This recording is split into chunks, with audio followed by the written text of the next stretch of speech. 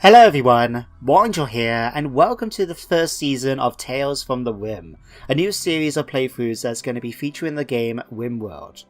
Now, in case you're interested in seeing what a Rimworld is exactly about, as well as the setup for the scenario, then continue watching this episode, Episode 0. But if you want to skip straight through to the gameplay, then check out Episode 1 that's been released the same time as this video. So if you want to see everything and learn more about the game before we get started, then check this one out. Otherwise, skip through, okay? So start with actually, what is Rimworld? Well, Rimworld is a small-scale colony management game where instead of other games like Avon Colony and so on, where you could handle dozens, hundreds, if not thousands of colonies, in this game, you only maybe do a couple dozen at most. I've seen playthroughs with 30, I always stick to about 10 to 15, maybe 20 at one point.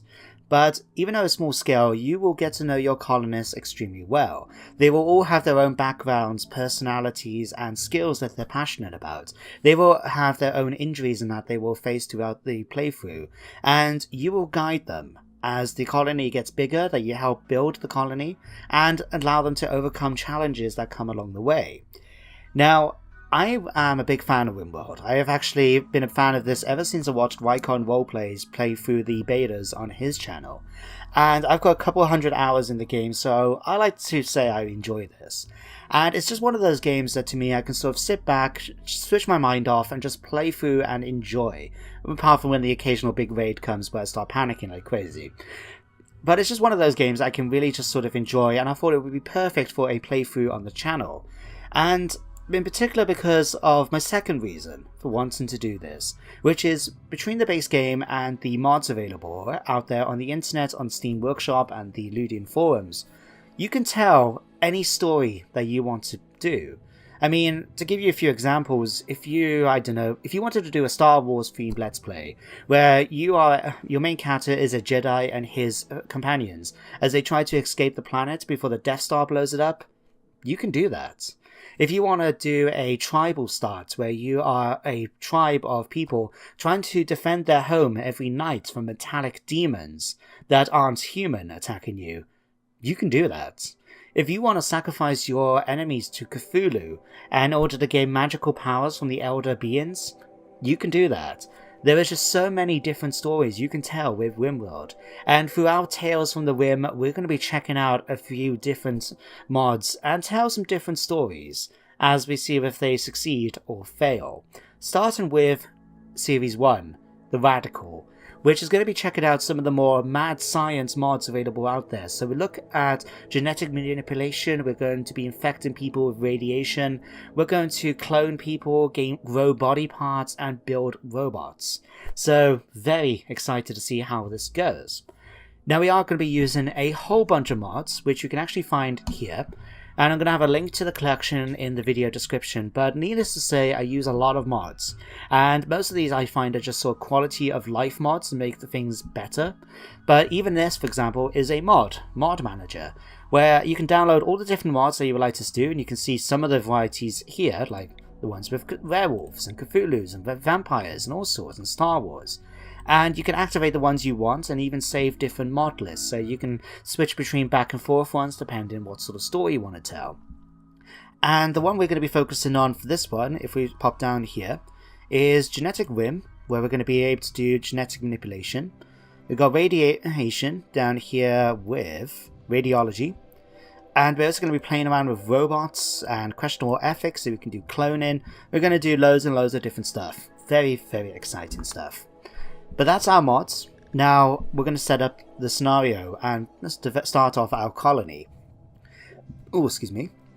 Now, if you're not interested in any of this, like I said, skip through to episode 1 where we'll get straight into the gameplay. Otherwise, I'm just going to explain this step by step like you've never played the game before, because this is the first time Rimworld has appeared on the channel, and so I want you guys at least to know, if you haven't played the game before, exactly what to expect when we go through this. So, first of all, we're going to start a new colony, where we get to pick our scenario.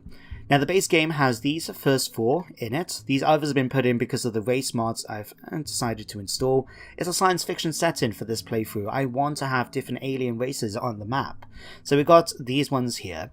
But you can see, which depending on what your start is, depends on how many people you have, what equipment you start off with, what's available on the map, and you can even go crazier and consider what different rules you have and stuff like that. So you can create your own ones, but which is what we've done here for the Radical.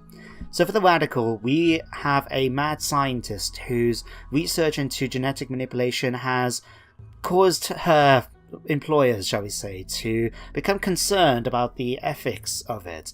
And so to avoid the law and stuff like that getting in the way of her research, she has come to a distant world on the rim of known space, along with a robotic assistant that she's bought on the black market and a mercenary that's going to hire us. Well, sorry, protect us, not hire us. That's a completely different thing. So what we're going to do is build our laboratory in a mountain base and continue our research and check out what mods are going to happen. So you can see what we're going to start off down here, and you may have noticed if you've played the game before, there's just a variation of Crash Landed. We're not going to be too overpowered. We'll just start off with a bit more steel and a bit more food, I believe, but we're not going to start off with any armor or any real weapons apart from a assault rifle and a pistol. Otherwise, I think that's a pretty decent start. So now that we've got the scenario, the next one we need to pick is our storyteller, who determines what events happened in the game, how often they appear, and so on. And you have Cassandra Classic, Phoebe Chillax, and Randy Random. And we also got this fourth one, He Who Works by Night. That really is going to bother me if that's supposed to be night. But this is because of the Oni mod I've put in, so we're not going to use this. Instead, I'm going to stick with the Classic Cassandra Classic. So, as you can see here, she creates story events on a classic increasing curve of challenge and tension. And she will push us, and then give some breathing room, and then come back once more. And we can always switch between them if we want. It can be changed at any time. But for now, we're actually going to go with a rough start with Cassandra Classic because I have some experience with the game. And we're going to go for reload anytime. This is just so in case if anything bad happens because of the mods, we can always just reverse it back. But if anything happens like a colonist dies or something, then we're just going to keep it. We're going to self-enforce Iron Man mode or commitment mode apart from that. So now we've done this, we can now do the second most important thing, which is creating what world we're going to be on. Now I'm using a mod called Realistic Planets that's going to give us a few extra options in terms of things like sea level, axial tilt, and so on. But otherwise it's just very standard in the game. You pick your seed, which we're going to just click one randomly and stop. We got Ami. Okay, fair enough. We're going to pick our global coverage, so this is how much the planet is going to be generated for the game. Now, the game is going to be, even 30% is quite big. You don't really need to have a lot of space. I just go for 50% because that way then it does give a bit of extra variety and you can see more of the planet on the planet map. And that's just simply why. Then we need to pick our world type. Now I have no idea what sort of planet I wanted to play on, to be honest, so I was just going to click random planet, but my experience is that doing so just gives you desert planets most of the time, and I want to have a bit more of a random element. So what I've decided to do is, off screen on my desk, I've got an 8-sided dice and a 6-sided dice. Now 8-sided is going to be for determining our type of world, which if we see here, there are 8 available ones. 1, 2, 3, 4, 5, 6, 7, and 8. So whatever the dice rolls is going to be our planet. So I roll it, and we've got a 6, which is 1, 2, 3, 4, 5. We've got an ice-covered world. It's going to be chilly here, to say the least. Okay. Next thing I'm going to do is check our axial tilt. Now, this is quite realistic. Planets with low axial tilt will have constant temperatures, consistent temperatures, whereas high one will have very significant changes and with extreme variations at the poles. So, hence why on our planet it gets cold in the during certain parts of the year and cold in others, warm in others. Whereas on another planet with a low axial tilt, it will just be fairly steady throughout the year. But we have 5 different options for this. 1, 2, 3, 4, and 5. So I'm going to roll 6-sided, re-roll in 6s, and a 6, and a 4. So we're going to have a bit of variety when it comes to temperature. But let's check out what planet Amy, this ice world, is going to give us. Now, this is going to be interesting because we're going to have to make sure we have shelter pretty early on from the elements, but one of the things that's going to happen is my colonists for this scenario have chosen to come to this planet. So they're going to have some stuff that's going to help them face the temperature. So I'm just going to give them some clothing that's going to match it. So they're not just turning up in, trousers and a t-shirt. They're going to actually have a jacket that's going to keep them warm and so on. But here is our world. World Amy. And you can see we've got all different factions spread around the map. And I want to stay close to them, at least some of them, so we can have some interaction with the different factions, but also be probably far away enough that we're not going to always have them turning up at our front door. So I'm thinking maybe somewhere around here could be quite nice. Like, what do we have actually here? We've got sea ice. Okay, that's not going to be that useful for us. We want a mountain base. And so, what I'm thinking is actually to maybe build we've got here ice sheets. In fact, let's try an ice sheet start. I've never actually done a thing on an ice sheet before. So, this could be interesting. Now, we need somewhere which is going to have some mountains here, but I don't particularly want... This is flat. That's not going to be any use to us, in fact. Let's check out here. Mountainous, caves, mountainous... I'll tell you what, let's just pick here. It's quite close. I'll tell you what, let's pick this one. Yeah, that will work. That way then we can go straight out here and we can go to have these other factions nearby and interact with them a bit. In fact, what are you guys? Destroyers. Okay, that's going to be an interesting one. There, we're going to stick here with the ice sheets. We're going to have a slightly larger map than usual. And now we've picked our map and our destination. We're going to... In fact, let me just double check. No, that was the flat one. I wanted the one behind it. That's a good thing I checked. Yeah, that's good. Okay. Next now is to pick our colonists. Now, the way this game normally works is that they expect you not to be specialists, but just simply everyday people that have got stuck on this planet. So, for example, here we got starfighter pilot, survivor, and human computer straight off the bat. But we could also have left behind a battle mechanic, an orbital engineer, an entrepreneur, a robotic musician. So loads of different ones, but we're going to prepare carefully where we can actually determine our characters. And I'm going to reload our preset of the radical. So let me introduce you to our characters. We've got Miriam Amos, or Miri for short. She is our mad scientist. She's a former medical student who became a mad scientist over time. And you can see her from her traits that she is a psychopath with no empathy. She doesn't care what happens in her experiments as long as she can investigate and find them.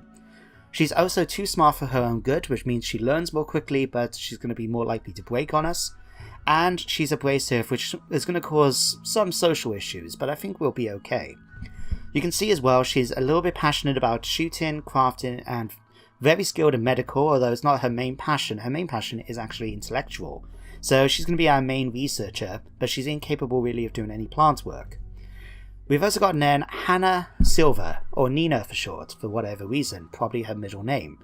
And she was a street urchin turned mercenary, who for equal opportunity purposes is gay.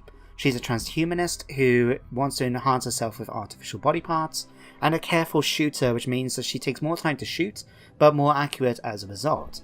She's got her old war injury on her left leg, and she's very passionate about shooting and plants, as well as a bit of social, but is incapable of anything artistic, so she's not going to be able to build sculptures or anything like that. Finally, then we have Tyler 116, our heavy lifting robot that Miri has bought on the black market. He's a simple-minded robot who loves humanity, and he has traits to reflect that, and he's been programmed to have some skill in construction, mining, and cooking, of all things, and a little bit of a passion to enhance them. But otherwise, he's not really a good character, and he's got a hydronic frame simply because it matches the backstory, as you can see here, especially modified with a hydronic frame. So he can just carry stuff a bit more than the others, but he's going to be a bit slower as a result. Now, before we actually get started, like I said, we are going to be pre-equipping our characters. So we're going to come here, and we're going to give Miri a parka, and we're going to give her a hat, just because it makes sense, I think. Hats. There we go. Where is a toque? There we go. Miri has already got a parka on, and she's also, because she's a mercenary, got a combat vest. I thought that was a nice compromise between not starting her off with any armor, but also, in terms of flak jackets and that, but it also represents the fact she is a mercenary. And Tyler, I think, has got a temperature thing because of a species of 140. Minus 40 to 40, I believe. In fact, we'll just double check. Otherwise, we're going to have to give him a jacket. You don't have... Oh, here. Yeah, 40 to minus 40, so he'll be okay for the moment. Unless it gets colder. But with that done, let's generate the map and get started with the gameplay. So this is where we're going to be jumping over now to episode 1, where we actually start setting up our initial base until we get into the mountains itself. But I hope you enjoyed this little video just to explain the setup as well as what the game exactly is about. And I hope you join me for the rest of this series. Otherwise, take care everyone, and goodbye for now.